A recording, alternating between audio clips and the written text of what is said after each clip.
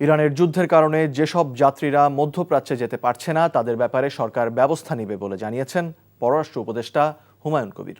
সকালে গণমাধ্যমে তিনি একথা বলেন। আমাদের সিটিজেন্সদের ব্যাপারে বাংলাদেশি যারা আছে ওইসব জায়গায় এরাই আমাদের প্রাধান্য প্রায়োরিটি, এবং যারা স্ট্যান্ডার্ড আছে প্যাসেঞ্জাররা এদেরকে সহায়তা করা। উই আর কোঅর্ডিনেটিং ওয়েল, যাতে কোনো ডিস্ট্রেস আমাদের সিটিজেন্সদের হয় না। আপনার দেশের ভিতরে যারা স্ট্যান্ডার্ড আছেন অথবা যারা বিদেশে কোনোভাবে কোনো দুশ্চিন্তায় আছেন এই মধ্যপ্রাচ্যের এই কারেন্ট সিচুয়েশনে, এই সংকটে আমরা আগেও দেখছি যে বিভিন্ন সময় কিছু এনার্জি রিলেটেড একটু ফ্লাকচুয়েশন হইতে পারে, বাট আমাদের মোটামুটি প্রস্তুতি ভালো।